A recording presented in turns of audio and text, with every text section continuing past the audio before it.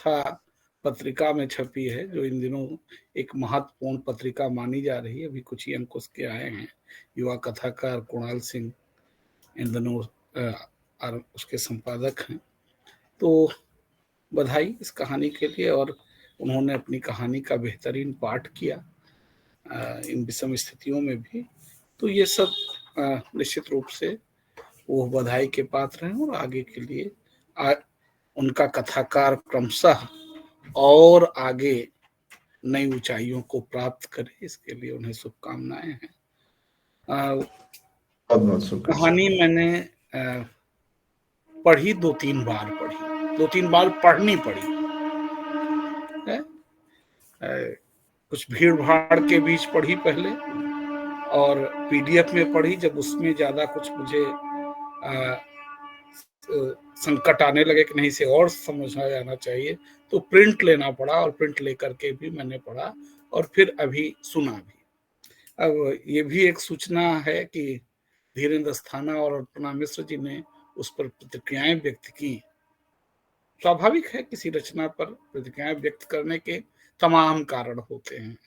जैसे आज हम लोगों के लिए कारण बन गया प्रतिक्रिया व्यक्त करने का, वैसे धीरेन्द्र अस्थाना के समक्ष या अल्पना जी के समक्ष भी कुछ न कुछ कारण रहे होंगे। कि जैसे भी अच्छी बात है, एक लेखक का अगर वरिष्ठ रचनाकारों से, खासकर धीरेन्द्र अस्थाना महत्वपूर्ण कथाकार, अल्पना जी भी महत्वपूर्ण लेखन कर रही इन दिनों, तो निश्चित रूप से सकारात्मक उनकी अगर प्रतिक्रिया मिलती या सुझाव भी मिलते हैं, क्योंकि पहली कहानी है, तो स्वाभाविक है कि लेखक को सुझाव भी पर्याप्त मिल रहे होंगे।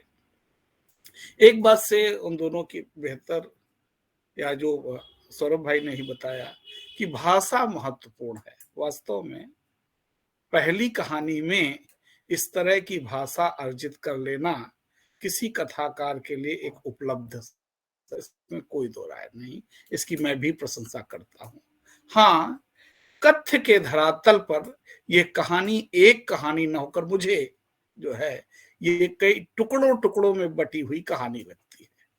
ये कहानी, इस कहानी के मध्य यद्यपि फ्लैशबैक में बार बार अगर जाया जाए तो अंत से शुरू किया जाए, जैसे लापता होने की बात जो है अंत में उन कविता की पंक्तियों के साथ है, और कहानी वहां से शुरू होती है। उसके बाद से फिर से हमें जो है, लेखक ने तो लिख दिया, लेकिन एक जो है पाठक को, एक आलोचक को उन चीजों को समझने के लिए उस कहानी का अपने अपने ढंग से पाठ करना होता है, और उसकी दृष्टि क्या है इसके आधार पर पाठ करना होता है। तो इसलिए एक बार तो कहानी पढ़ी गई, उसके बाद यद्यपि लेखक लगातार बीच बीच पे संकेत कर देता है, लेखक बीच बीच में ये भी कि ये कहानी है, ये बोध बना रहे। ठीक उसी तरह जैसे रामचरितमानस में तुलसीदास बार बार जिक्र करते हैं कि ये सब लीलाएं चल रही हैं, बीच बीच में वो जिक्र कर देते हैं कि मनुष्य के रूप में इनको अब आप भले देख रहे हो, लेकिन ये लीलाएं कर रहे हैं।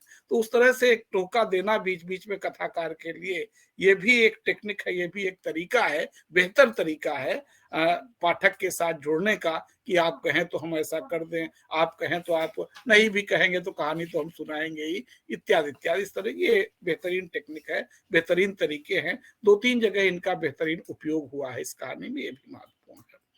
बहुत महत्वपूर्ण कुछ पंक्तियां हैं जो एकाएक जो है पाठक के अंदर उत्सुकता पैदा करती हैं कि ये क्या है। जैसे पहले ही पहली पंक्ति में, पूरब प्रार्थना की दिशा नहीं है, पूरब भग्न प्रेम की प्रेरणा से पूज्य है। अब पाठक रुकेगा, क्या कह रहे हैं, क्या मतलब है, क्या कहना चाहते हैं, बार बार वो इस पर आगे बढ़ेगा भी, तब भी उसके मन में ये पंक्ति गूंजती रहेगी। या एक पंक्ति वो जो उसका वाक्य है, स्त्री शरीर में अस्त होता है सूर्य। अब बार बार सामान्य पाठक जो होगा, जो कविता की भाषा को ठीक से समझता है, या उस फंतासी को बेहतर ढंग से समझता है, या जादुई यथार्थवाद की स्थितियों को बेहतर ढंग से जानता है, उसके लिए तो इन सारी पंक्तियों के मतलब हैं। लेकिन जो अविधा में सीधे सीधे पाठ कर रहा हो, क्योंकि कथा की भाषा मूलतः अविधा की भाषा होती है, वो व्यंजना की भाषा उतनी नहीं है। लेकिन यहाँ तमाम जगह ऐसी स्थितियां हैं, बीच बीच में ऐसी तमाम पंक्तियां हैं जहां कहानी अविधा में नहीं रह जाती, वो यह पूरी की पूरी कहानी व्यंजना में जा रही है। तो ये है कहानी के सामान्य पाठक के लिए, जो आज कहानी के यथार्थ को ही सीधे सीधे देखते हैं या विधा में, उनके लिए ये कष्टकारी है थोड़ा सा, और उन्हें बार बार इससे गुजरना होगा, तब जाके उसके अर्थसंधान की स्थितियां आएंगी। हाँ, पंक्तियों से वो चमत्कृत जरूर होंगे कि वो बार बार जो है स्त्री शरीर में अस्त होता है सूर्य है। जैसे हमारे निशांत भाई की कविता है कि पानी जो है मछलियों के रोने से बनता है। अब ठीक पानी मछलियों के रोने से बनता है।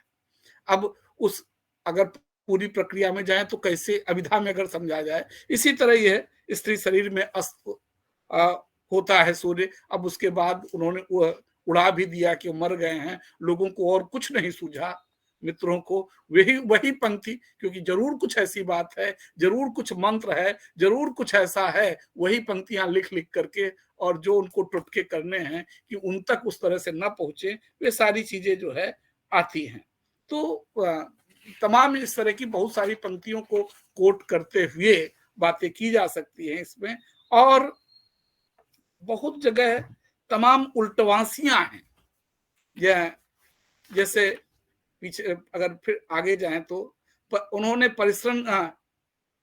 परिश्रम किया और जाना कि सुख और शोक में केवल वर्तनी भर का अंतर है। एक साथ एक ही समय में जीवन और मृत्यु दोनों को साधने का तप किया उन्हें अनुभव होता था कि घृणा ही प्रेम है और उपेक्षा ही अपनत्व। अरे भाई, कौन मानेगा? जो है सामान्य स्थिति में सामान्य पाठक तो चकरा न जाएगा कि ये क्या कहना चाहते हैं, ये किस तरह की विरोधाभासी हैं बातें हैं, ये किस तरह से कबीर की उलटवासियां हैं कि एकदम विपरीत चीजों को वो एक जैसा जो है, इतने ऊपर उठा हुआ व्यक्ति है, इतना ऊपर उठा हुआ चरित्र है कि वो इन दोनों के मध्य एक तानता की जो है स्थिति को देखता है। तो इस तरह से जगह जगह बड़ी दार्शनिक उक्तियां हैं। बहुत बहुत सारी पंक्तियां मैंने जो है इसमें चिन्हित कर रखी हैं, जहां जगह जगह जो है जो इस तरह के संदर्भ आते हैं। जो न्याय के आकांक्षी या पक्षधर हैं, वही अन्याय के व्याकरण पर सक्रिय हैं। तमाम संदर्भों में ये मूलतः जो न्याय के आकांक्षी, ये दिखते न्याय के, अब यहाँ तथाकथित शब्द भी नहीं लगा हुआ है कि तथाकथित जो वृक्षारोपण करने वाले लोग हैं वे जो है उसका विनाश करने पे लगे हैं, या यहाँ ये नहीं कि जो है सफाई अभियान में, स्वच्छ भारत अभियान में लगे हैं, वो पहले कूड़ा फेंकवाते हैं, उसके बाद स्वच्छ सफाई जो है स्वच्छता अभियान चलाते हैं। ये तथाकथित संदर्भ भी नहीं है। यहाँ जिस तरह से ये कि न्याय के आकांक्षी या पक्षधर हैं, वही अन्याय के व्याकरण पर सक्रिय हैं। तो ये तमाम ऐसी पंक्तियां, प्रेम उतना ही है जितने से पीड़ा और यंत्रणा निशेष न हो सके। प्रेम पीड़ा और यंत्रणा से मुक्ति, लेकिन नहीं, यहाँ जिससे वो बची रहे, वो कचोट जो है बनी रहे, इस चीज को जो है जैसे रेखांकित किया गया है। और बहुत बार कुछ इस हस्र के साथ घटित होता है कि छोड़ने की एक ठंडी सांस और लेने की एक आदत आह में शेष नहीं बसती है सोई पत्नी बेबस समझ। तमाम ये पढ़ चुके हैं क्योंकि सौरभ भाई, तो बहुत सारी पंक्तियां यहाँ जो दो चार लोग जुड़े हुए हैं, हम सब भागते जा रहे हैं मुझे लगता है, तो उन सब के मानस में या तो इसका संजीदा पाठ कितने लोगों ने किया मैं नहीं जानता, लेकिन निश्चित रूप से यह एक महत्वपूर्ण कहानी। हाँ, ये संकट तो, ये मेरा व्यक्तिगत संकट भी हो सकता है, जैसे इसका शीर्षक ही है कहानी उनके अकेले की। तो ये उनके अकेले की कहानी के क्रम में वो इतनी वैयक्तिक संदर्भ या इस तरह बस पाठक को अच्छा लगने लगता, परंपरित पाठक को, कि अब जो है पंडित जी का जिक्र आया है गाइड महोदय का, तो इस तरह का कुछ जो है कुछ मिलेगा, और वहां कुछ मिल भी जाता है प्रेम शंकर पांडे, और क्योंकि जेएनयू से पढ़े तो नाम भी आदमी ढूंढ लेगा कि कहाँ जो है कौन पांडे और कौन ये, इस तरह के तमाम बिंब मानस में जो है आते चले जाएंगे लोगों के। और फिर जो मित्र होंगे सौरभ भाई के, वो अंदाजा बल्कि पात्रों का कि कौन दत्तात्रेय हैं, कौन मोहसिन हैं, कौन मारिया है, या कौन जो है रति है, ये सब हो सकता है सौरभ भाई के मित्र उसमें बताइए उसके बारे में लिख रहे हो ना, या उनके इस तरह के तमाम संदर्भ जो है आ सकते हैं। क्योंकि कहीं ना कहीं पात्र जो है हम अपने जीवन के आसपास से लेते हैं। तो अभी कहानी यदि इस रूप में ये बढ़ती, इसमें कुछ मसाला होता, कुछ उस तरह के संदर्भ होते, तो या इसी के इर्द गिर्द घूम रही होती, तो बड़े चटकारे लेकर पढ़ी जाती है कहानी। लेकिन जिस गंभीरता के साथ आरंभ होता है इसका, और जिन दार्शनिक उक्तियों के साथ जो है इस कहानी को आगे बढ़ाया जाता है, जिन उल्टवासियों का एक तरह से प्रयोग किया जाता है, ये बड़ी धैर्य की मांग करती हैं इस कहानी को पढ़ने के लिए, इस कहानी को समझने के लिए। और खास करके लेखक की जब पहली कहानी हो, क्योंकि कोई अगर बड़ा जो है लेखक हो, तो उसकी तमाम, बड़ा का तात्पर्य है कि बुजुर्ग लेखक, तो उसकी एक जो है पर उसको समझने की का एक ट्रेंड मानस में होता है कि ये इसी तरह लिखते हैं, इनके यहाँ इसी तरह की बातें हैं। लेकिन पहली कहानी किसी कथाकार की अगर इस तरह की आई हो, तो निश्चित रूप से मुझे लगता है कि एक और जहां आकर्षित वो चीजें करती हैं, एक और जहां उत्सुकता जगाती हैं, वही पाठ के बाद एक बार स्तब्ध करती हैं आम पाठक को। आम पाठक जो उसका, आलोचकों के लिए बात दूसरी, या जो सौरभ भाई से सीधे जुड़े होंगे उनकी बात दूसरी है, लेकिन आम पाठक जब इस कहानी को पढ़ता होगा, तो एक बार पढ़ने के बाद उसके मानस में जो है वो सूत्र संधान करता होगा कि ये किस तरह से कहां से इसको कैसे आगे जाया जाए, कैसे पीछे जाया जाए, और अंततः जो है जहां से कहानी समाप्त होती, जहां से शुरू होती है कहानी, वहीं जाकर के उसका अंत होता है। तो मेरे मानस में भी इन 3 पाठ के बाद भी सच्चाई ये है कि अगर मजबूरी थी बोलने की, तो तमाम बातें जो है मैं कह पाया, लेकिन अब अगर इसी पर एक सुचिंतित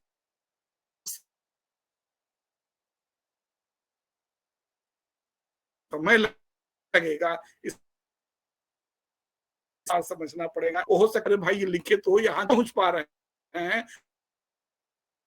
पूछाओ पूर्णता है मुक्तिबोध की कविता के साथ जो संकट रहे हैं, और दूसरे तमाम रचनाकारों के संकट रहे हैं, इस तरह से कहानियों में भी कुछ लोगों के इस तरह की के संदर्भ देखे जा सकते हैं। तो ये एक मेरी नजर में, हो सकता है तमाम लोगों की नजर में ना हो सकता है धीरेन्द्र अस्थाना और अल्पना मिश्र ने जो है उन सारी चीजों, बड़े लोग हैं और बेहतर ढंग से उसे समझ सके हों। लेकिन 3 पाठ के बाद मुझे अभी भी लगता है मुझे इस कहानी को फिर पढ़ना चाहिए, तब इसके पूरे अर्थ संधान को, इसके अर्थ को ठीक ढंग, इसके अर्थ का ठीक संधान कर पाए। लेकिन कुछ पात्रों के माध्यम से कुछ जो है, जो बातें आई हैं, या मूल चरित्र जो है मिजाज का है, वो एक अलग दुनिया में जीने वाला है, जिसके शायद उसी को ध्यान में रख करके शीर्षक भी इसका रखा गया है, कहानी उनके अकेले की।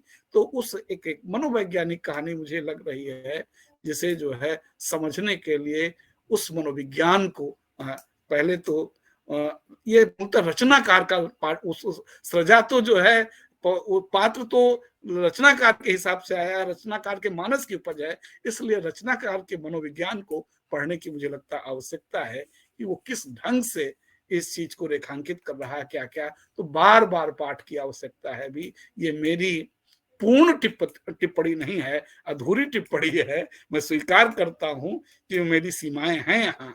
एक रचनाकार को, और एक ना भी समझ में आने पर एक रचनाकार के पास आलोचक को एक मित्र की तरह जाना चाहिए। बार केवल उधर, और खास करके अगर प्रारंभिक उसकी रचनाएं हों, तो उसके पास और जो है सहृदयता के साथ जाना चाहिए, कि उसको समझने की कोशिश करनी चाहिए कि वो अगर हमारी समझ में कुछ चीजें नहीं आ रही हैं तो क्यों नहीं आ रही हैं, शायद उसके स्तर तक, उसके रचनाकार के मानस के स्तर तक हम नहीं पहुंच पा रहे हैं। ये खूब हुआ है आलोचना में, इसलिए तमाम लेखकों को खुद जो है अपने समय की रचनाओं की आलोचना करनी पड़ी। हर इतिहास अच्छी है कि जो है जब छायावाद को नहीं समझा गया, तो उसके लेखकों ने ही जो है लिखना उस पर आरंभ किया। मुक्तिबोध को जब नहीं समझा गया तो नए साहित्य का सौंदर्य साथ सोचते हैं। इसलिए ये महत्वपूर्ण कहानी निश्चित रूप से है। हाँ, हम जैसे लोगों के लिए भी अभी इसे बार बार पाठ करना और कई दृष्टियों से फिर से समझने की आवश्यकता है। ये अधूरी टिप्पणी है, शायद मैं कभी बाद में इसे लेख के रूप में पूरी कर सकूं। सौरभ भाई, बहुत बहुत बधाई आपको। अमन भाई, आप